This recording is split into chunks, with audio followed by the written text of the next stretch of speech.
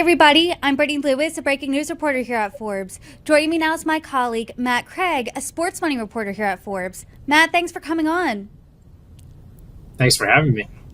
Of course, and as we know, the U.S. Open is underway, so there is a lot of excitement surrounding tennis. You recently wrote about the next generation of tennis stars, and in that report, you noted an interesting fact that an American man has not won a Grand Slam in 20 years, but you're saying the tide could be turning. Is right now really a moment for men in tennis, or U.S. men rather? Yeah, it's certainly the most excitement and the most possibility, I think, since really 2003. I mean, I feel bad for these guys in some ways because they get asked about Andy Roddick in 2003 every single day after every single match. That they pretty much just laugh about it now. But this crop of players, they're all around the same age. Tommy Paul, Frances Tiafoe, Taylor Fritz, and Riley Opelka, even though he's hurt. Specifically, those four guys kind of are like this new vanguard of American men's tennis, and in many ways are giving us the best chance on the men's side anyway of winning a Grand Slam. Well, you sound really optimistic, which is great, especially in the midst of the U.S. Open. But can you dive a little deeper here and tell us maybe about the backstories of each of these players in the next generation? Sure, yeah. So, I mean, I think it all starts with the USTA, and there was a decision made really in like 2008 where the USTA decided, hey, we feel like we're falling behind other countries. And that was really when the well was running dry of American talent. So USTA decided to invest more money in youth player development. They moved to a new headquarters in Boca Raton, and then they really staffed up doing regional camps across the country. Right around that time, those camps start when players are like 12, 13. There was certain players that were identified from different areas of the country. So, for example, Frances Tiafoe from the Northeast, Taylor Fritz was from California. Riley Opelka, I believe, was North Carolina.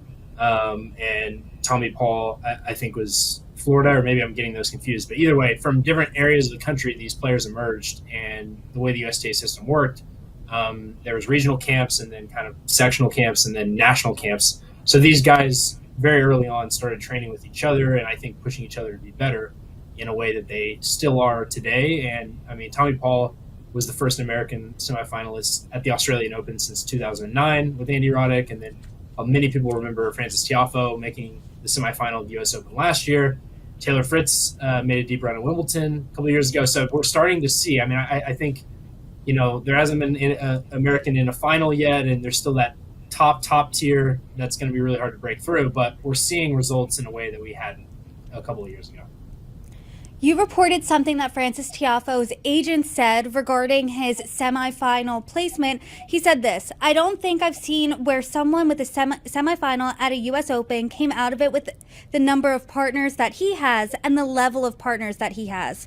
Why do you think he was able to have this sort of unprecedented off-court success for someone who didn't even win the U.S. Open?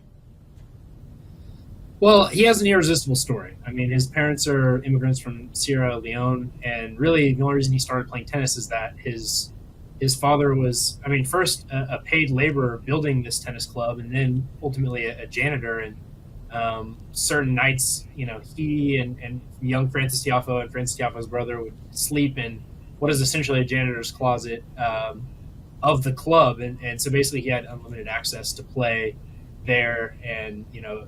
It's kind of the classic like American immigrant story in many ways. And so I think he has just a very strong story that can sell any kinds of products, but brands love that. And yeah, I mean, if Jill Smoller says that, she's worked with Serena Williams for a long time. She's been around the business. She's seen what players can do. If she's saying that, I really believe her, and the campaigns back it up. I mean, Cadillac, Barclays, Stella Artois, Cliff Bar. These are mainstream brands that are not doing deals with a lot of tennis players. I mean, he did a commercial for Beats by Dre. So these are big brands. And if Frances Tiafoe were to win a major, I mean, I think that from a sponsorship perspective, he would really take off. I mean, his backstory sounds like a movie. But in the past 12 months, Forbes estimates that Tiafoe has earned $6 million off the court. So can you break down how he is raking in this cash? Yeah, so he's still just outside the top 10 tennis players, and part of that is the fact that he's not winning these majors with multi-million-dollar purses. But for a player that's only won two tour titles on the ATP tour, for him to be making $6 million off the court is a lot. And primarily that comes from endorsements with those brands that I just mentioned, but also in tennis. There's a large pool for appearance fees, so that includes tournaments, but also exhibition events. And after Frances Tiafoe's deep run in the U.S. Open last year and his profile raised significantly, he was able to cash in on some events where, hey, he's a celebrity now. We can get Frances Tiafoe there. We think we can sell tickets. He's a very popular athlete. He's friends with all these NBA players. He was able to make more money than a lot of players on the appearance side as well. You're reporting that he took in $3.4 million in tournament winnings. So is it normal for an athlete like him, to make more money off the court than on the court? At the highest level, yes, of course. I mean, the best example of this is Roger Federer, who we didn't include in our highest paid tennis players because he retired last year. But he still made, I think, like $95 million off the court. So at the highest level, of course, famously like Tiger Woods, who's made more money, at least by our Forbes reporting, than any other athlete in any sport. Less than 10% of that was his golf winnings. So at the highest level, yes. The thing that, in my opinion, separates Frances Tiafoe is that players of his status. So, for example, he's the number 10 player in the world. If you were to take the number 11 player in the world, who I believe is Karen Khachanov, there's no way that he's making more money off the court than on the court from his results. So for most tennis players, that is definitely not the case. You have to reach kind of the rarefied air of a household name or a well-known player, or in Frances Tiafoe's place, an American, which helps, with an awesome story, which helps, and who had a breakthrough moment at last year's US Open. Let's talk about how a tennis player in the U.S. becomes a household name, because when you think of athletes that are household names, they have that star power, that recognizability. You're thinking Tiger Woods, you're thinking Michael Jordan, Tom Brady. Do you think anyone in this next generation could really break through to that level of superstardom?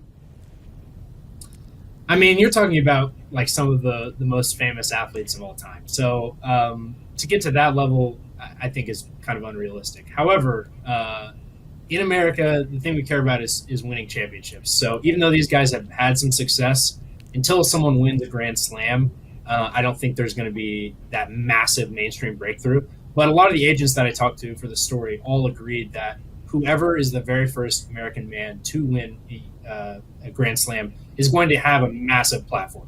He's going to get the spotlight. He's going to be on every single news program, and he's going to have the opportunity to build something special. So if you're able to combine that with a cool story like Frances Tiafoe, but really I feel like a lot of the Americans who are challenging have stories to tell, and they will have the platform to do that if they win a Grand Slam. From that point forward, it's really up to them to build on it. So if you're going to be, you mentioned Tiger Woods and whatever, I mean, like guys at that level, he's got to keep winning and he's got to keep selling at a high level. But that platform is going to start with whichever American is the very first one to break the drought and to win a Grand Slam. Let's talk about that specifically. I know when you name someone like Tiger Woods, I mean, that's decades building of success on your career. Yeah, but when we glimpse in the future here at this new vanguard, what does winning a Grand Slam do for their career? Well, I mean, first of all, in the last 20 years, there's probably less than 10 people that have won a Grand Slam. A lot of the reason for that is that three guys have won 20 plus each. Talking about Roger Federer, Novak Djokovic, and Rafael Nadal. Those guys are all reaching the end of their careers. I mean, in the case of Federer, he has retired. Rafael Nadal, he says he's going to give it one more go, but he's certainly right there. And even though Djokovic is playing good tennis, he's entering his late 30s, and he's got to start thinking about retiring. So the door is opening for guys to win Grand Slams. Absolutely. Those are the 4 events a year where the eyes of the mainstream sports media and sports fandom is on you, and you have the opportunity to have a big moment like Frances Tiafoe had last year, beating Rafael Nadal, and then being in the semifinals, one set away from the finals, and losing. So those are the tournaments that are going to get the attention of a Cadillac, the attention of a big sponsor like that. And if you're able to come through, then suddenly, telling your story becomes a lot more attractive, and fans tend to care a lot more. So if someone were to win one, that's huge. That first one, especially because of the novelty. If someone were to win a handful and become, the number one player in the world, that person would have the opportunity to be a massive, massive endorsement for sure. I know that's just looking into the future here, but focusing back on the present, how is this next generation faring at the U.S. Open? So far, so good. I mean, it's not a perfect record. For example, Chris Eubanks, who made a semifinal run at Wimbledon out of nowhere, he lost yesterday. And I don't know. I mean, again, depending on when people see this video, we'll see. Ben Shelton has a big match tomorrow against Karatsev. We'll see. But Frances Tiafoe, Taylor Fritz, our top players. Tommy Paul, who I think also has a very good chance of making a deep run. He came back from 2-0 yesterday to win. So the top players are all moving through, and in a lot of their cases, I'm liking the draws that are set up. Really, where it gets tough is, these guys have proven that they can make runs into the quarterfinals, into the semifinals. But once you're there and you're facing, a Novak Djokovic or a Carlos Alcaraz, these top guys, that has been the level where Americans have not yet proven that they can break through. And really no one has. I mean, the tennis has been a very exclusive club at the top. So that's really the next level that these American guys have to break through. And, I would love to see it, but certainly they're going to be massive underdogs in those kinds of matchups. You're saying the future is bright for U.S. men's tennis, but what's next for this group of guys after the U.S. Open? Well, yeah, I mean, this is the last major of the year. In the case of Tiafoe and Fritz, the top 10 players of the year get invited to, the ATP finals, which is a big event and big money. But I think really for these guys, it's all going to come down to the 4 tournaments a year. They're playing good tennis. They're going to keep, grinding it out on the tour. But they know, when they show up to one of these 4 events, they know the weight that they carry. They know they're going to get asked about.